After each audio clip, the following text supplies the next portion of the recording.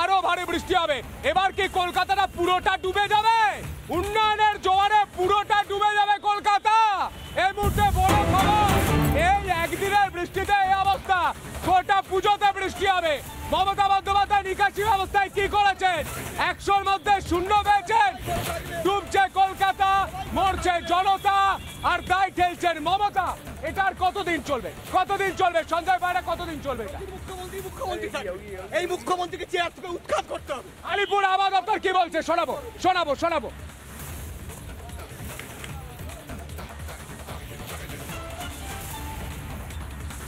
সকালে যে নিম্নচাপের অবস্থান, তাতে আমাদের কাকলিয়া পশ্চিমবঙ্গের উপকূল অঞ্চল, সংলগ্ন উড়িষ্যা এবং পশ্চিম বঙ্গোপসাগরে আছে। আর এটি আগামী 24 ঘন্টায় খুব একটা অবস্থানের পরিবর্তন হবে না। আর এর প্রভাবে আগামী 24 ঘন্টা পর্যন্ত আমাদের পশ্চিমবঙ্গের দক্ষিণবঙ্গের সমস্ত জেলাতেই হালকা থেকে মাঝারি বৃষ্টিপাত হবে এবং তার সঙ্গে ভারী থেকে অতি ভারী বৃষ্টিপাতও কয়েকটা জেলায় সম্ভাবনা রয়েছে। ফোরকাস্ট আছে সেটা হচ্ছে যে হালকা থেকে মাঝারি বৃষ্টিপাত, যেটা পাসিং সাওয়ার সেটা কন্টিনিউ করবে।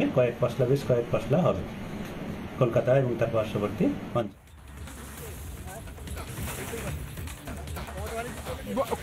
আলিপুর আবহাওয়া দপ্তর বলছে আবারও বৃষ্টি হবে। এবার যদি বৃষ্টি হয় তাহলে পুরো কলকাতা কি উন্নয়নের জোয়ারে ডুবে যাবে?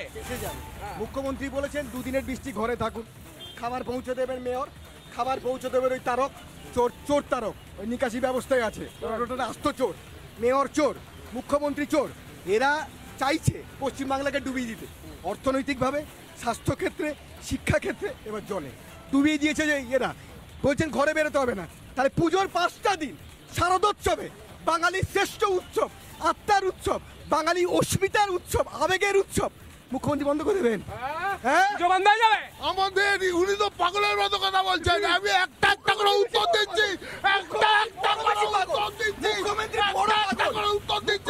আমাদের মুখ্যমন্ত্রী প্রেসের সামনে যেতে ভয় পান না, যেটা প্রধানমন্ত্রী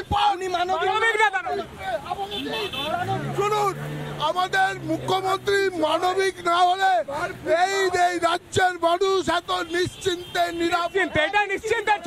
এটা নিশ্চিন্তের ছবি দাদা।